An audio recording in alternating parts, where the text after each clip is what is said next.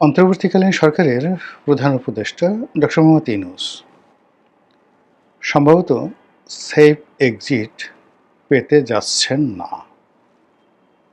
নানা রকম অভাব, নানা রকম অভিযোগ, নানা রকম অনিয়ম অনেকটা সুনামির মতো তার দিকে ধেয়ে আসছে। দেশের মূলধারার গণমাধ্যমগুলো, পত্রপত্রিকাগুলো তার জমানার নানা রকম অনিয়ম এবং বিশেষ করে ব্যক্তিগতভাবে ডক্টর মোহাম্মদ ইউনূসকে যেভাবে আক্রমণ করে প্রতিবেদন ছাপাচ্ছে, ফটোকার্ড ছাড়ছে, তাতে সামাজিক মাধ্যমে রীতিমতো তোলপাড়। ডক্টর ইউনূসকে নিয়ে যে কোনো একটা গালি দিলে, যে কোনো একটা নেতিবাচক কথা বললে মুহূর্তের মধ্যে সেটা ভাইরাল হয়ে যায়। তিনি ওই জমানাতে কি করেছেন, কত টাকা সুবিধা নিয়েছেন, রাষ্ট্রের কত টাকা ক্ষয়ক্ষতি করেছেন ইত্যাদি নানা বিষয়ে সেটা সরকার দলীয় কোনো মন্ত্রী এমপি বলুন, কোনো সাংবাদিক বলুন বা অন্য যে কোনো ব্যক্তি বলুন, সঙ্গে সঙ্গে সেটি ভাইরাল হয়ে যাচ্ছে।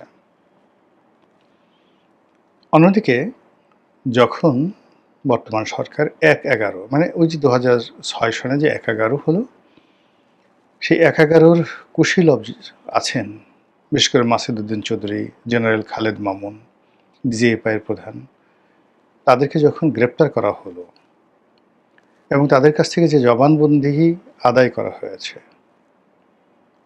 এরপর সব মহল থেকে বলা হচ্ছে যে এরা তো জাস্ট ইনস্ট্রুমেন্ট, হাতিয়ার। যারা এই হাতিয়ারের মালিক ছিল, আজকে যেভাবে ডিপ স্টেটের কথা হচ্ছে, তখনও একটা ডিপ স্টেট ছিল ১/১১-র ঘটনা ঘটানোর জন্য এবং স্পষ্টতই সেখানে দিল্লি এবং আমেরিকার একটা কালো হাত ছিল। দিল্লি এবং আমেরিকার গ্রিন সিগন্যাল ছাড়া বাংলাদেশের তৎকালীন সেনাপ্রধান মঈন আহমেদের পক্ষে কক্ষনো কোনো অবস্থাতেই বিএনপির মতো একটা বৃহৎ দলের সঙ্গে চোখ উল্টানো সম্ভব ছিল না। তো সেই ১/১১-র সময়টিতে বিএনপির উপর যে নির্যাতন হয়েছে, জুলুম হয়েছে, বেগম জিয়ার উপর হয়েছে, তারেক রহমান সাহেবের উপর হয়েছে, কোকুর উপর হয়েছে, বিএনপির অসংখ্য নেতাকর্মীর উপর হয়েছে। এখন বিএনপির যখন সুসময়, তখন তারা কোনো অবস্থাতেই সেই ১/১১-র কুশীলবদেরকে ছাড় দিতে নারাজ। বিভিন্ন কারণে তারা নারাজ। প্রথমত হয় কি, যে মার খায় সে বুঝে এটার বেদনা কত। ধরুন আপনাকে কেউ গাল ফাটিয়ে দিল, আপনার পিঠের উপর বেদমভাবে বেত মারা হলো, সেটা আপনার শিক্ষক, পিতামাতা বা অন্য যে কেউ হোক, আপনি কিন্তু কখনো ভুলতে পারবেন না। মৃত্যু পর্যন্ত আপনাকে সেই বেদনা তাড়া করবে। বিশেষত যখন অপমানজনকভাবে আপনাকে বন্দি করে, শৃঙ্খলাবদ্ধ করে আপনাকে বেদম প্রহার করা হবে, কিল, ঘুষি, চড়, থাপ্পড়, লাথি, গুঁতা আপনাকে ফেলে পাড়ানো হলো, পাবলিকলি গণপিটুনি দেওয়া হলো। আপনার মধ্যে যদি ন্যূনতম জিদ থাকে, আপনি প্রতিজ্ঞা করবেন যে বাঁচি মরি পরের কথা, যদি কোনোদিন সুযোগ পাই, আমাকে যে অপমান করেছে, আমাকে যে কষ্ট দিয়েছে, আমি তাদেরকে ছাড়ব না। এটা হলো মানুষের একটা স্বাভাবিক চরিত্র।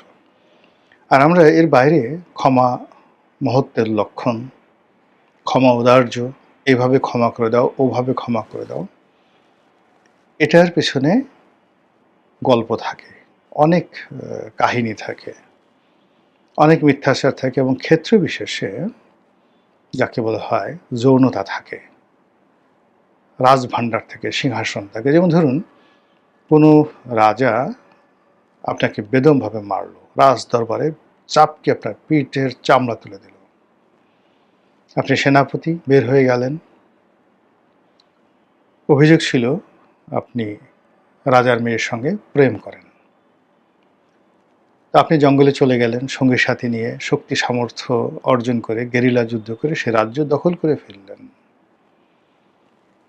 কিন্তু রাজ্য দখল করার পরে আপনার প্রেমিকা, সেই প্রেমিকা আপনার কাছে ছুটে এলো, ওগো দোহাই তোমার, তুমি আমার বাবাকে মেরো না, আজ আমি তোমার। আপনি বিয়ে করলেন, সিংহাসনে বসলেন, শ্বশুর মহাশয়কে ক্ষমা করে দিলেন। এর সঙ্গে যৌনতা থাকে, আরও অনেক কিছু থাকে, কিন্তু কোনো রকম কনসিডারেশন নাই, বিনিময় নেই, আর সঙ্গে সঙ্গে আপনি সেটা ক্ষমা করে দেবেন, এটা হয় না। তো তারেক রহমান সাহেব যাদের দ্বারা ক্ষতিগ্রস্ত হয়েছেন তাদের দ্বারা তার কোনো কনসিডারেশন হয়নি, তাদের দ্বারা ক্ষতিপূরণ পাননি, তাদের দ্বারা কোনো অবস্থাতেই তার ভোগ বিলাস বা অন্য কোনো জায়গাতে তার খুননিবৃত্তি হয়নি।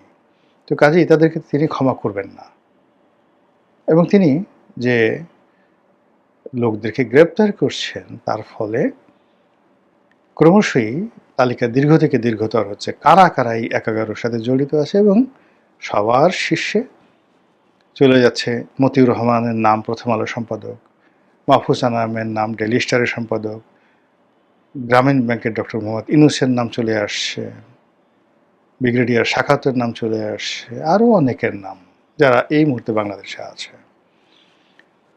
ফলে কি হলো, আতঙ্ক বাড়ছে, ডে বাই ডে আতঙ্ক বাড়ছে, এবং ইতিমধ্যে আপনারা দেখেছেন যে কে বা কারা ডক্টর মোহাম্মদ ইউনূস এবং তার সঙ্গী সাথী যারা আছে তারা যেন দেশ ছেড়ে পালাতে না পারেন, এই জন্য একটি আইনি নোটিশ দেওয়া হয়েছে। এই নোটিশে সরকার হয়তো উত্তর দেবেন না বা কিছুই মনে করবে না, কিন্তু এটা এমনভাবে প্রচারিত হচ্ছে যেন জনগণ চাচ্ছে যে ডক্টর মোহাম্মদ ইউনূস এবং তার উপদেষ্টা মণ্ডলী তারা যেন দেশের বাইরে যেতে না পারেন। কিন্তু ইতিমধ্যে আমরা জানি যে বেশ কয়েকজন উপদেষ্টা দেশ ত্যাগ করেছেন, অনেকে গা ঢাকা দিয়েছেন, ঢাকা শহরে এমনভাবে আছেন যে তারা কি জীবিত না মৃত, তারা কি পলাতক, তারা কি গুপ্ত না সুপ্ত, কি অবস্থায় আছেন আমরা জানি না।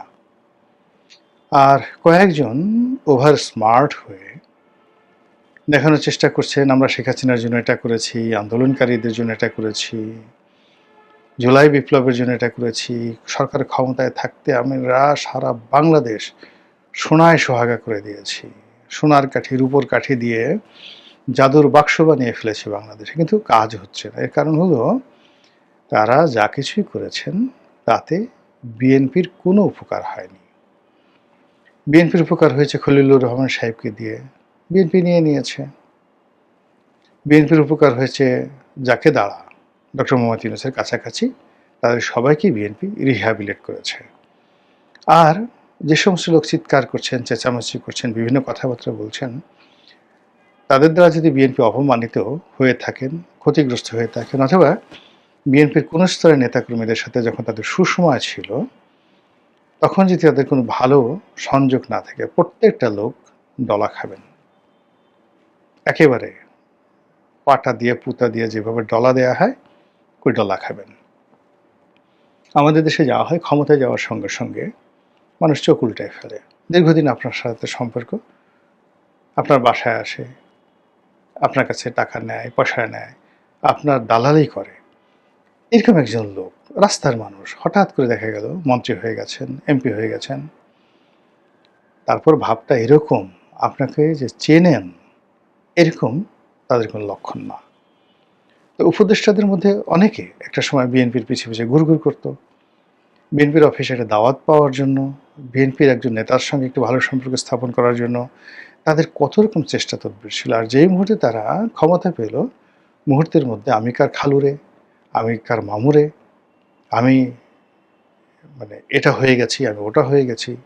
অনেক বড় বড় মানুষ তাদের মানে উপদেষ্টা যারা হয়েছিলেন তাদের আত্মীয় স্বজন বন্ধু বান্ধব তাদের অফিসে গিয়ে তাদের দ্বারা অপমানিত হয়েছেন, লাঞ্ছিত হয়েছেন, এবং অনেকে কান্নাকাটি পর্যন্ত করে আসছেন যে মানুষ এত দ্রুত খারাপ হয় কি করে, এত দ্রুত এত উদ্যত হয় কি করে। মুহূর্তের মধ্যে তারা এত দুর্নীতিবাজ, অনেকের বিরুদ্ধে দুর্নীতির বিস্তর অভিযোগ আসছে। তো এই যে উপদেষ্টা, সেই উপদেষ্টাদের একটা বিরাট অংশ নিয়ে আমাদের এই সমাজে অসন্তোষ আছে সাধারণ মানুষের মধ্যে। অনেকে তাদের দ্বারা ক্ষতিগ্রস্ত হয়েছেন, ব্যক্তিগতভাবে তাদের দ্বারা কেউ উপকৃত হয়েছেন এরকম কোনো নজির নাই।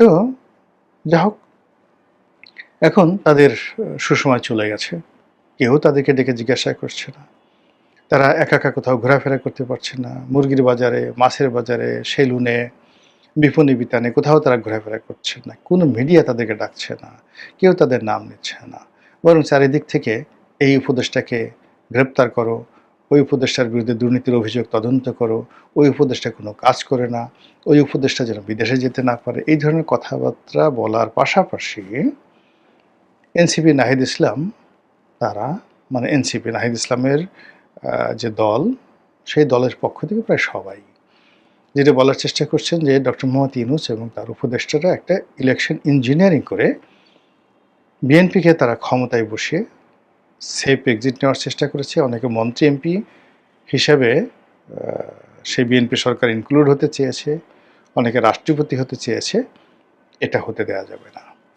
এবং তারা এই যে তাদের লোভ যদি বিএনপির প্রতি না হতো, তাহলে জুলাই সনদ পাশ হয়ে যেত, সরকার যেভাবে চেয়েছে সেভাবেই সব কিছু হতো। কিন্তু সরকার সেই জুলাই বিপ্লবীদের সাথে বেইমানি করেছে। এই কথা নাহিদ ইসলামের যারা লোকজন তারা আকার ইঙ্গিতে বোঝাতে চাচ্ছেন। তারা সেই উপদেষ্টা এবং ডক্টর মোহাম্মদ ইউনূস তাদের সবাইকে তারা রীতিমতো হুঁশিয়ারি উচ্চারণ করেছে যে আপনারা আমরা যে জনদাবিগুলো করছি জুলাই সনদ নিয়ে বা অন্যান্য বিষয় নিয়ে, আমাদের সঙ্গে আপনাদের রাস্তায় নামতে হবে। এবং যদি রাস্তায় না নামেন তারা, তাহলে এনসিপি জামাতের সাথে তাদের যে বিরূপ সম্পর্ক সেটা চলতে থাকবে, আর সরকারের সাথে তাদের যে সম্পর্ক এটা সরকার স্বীকার করবে না।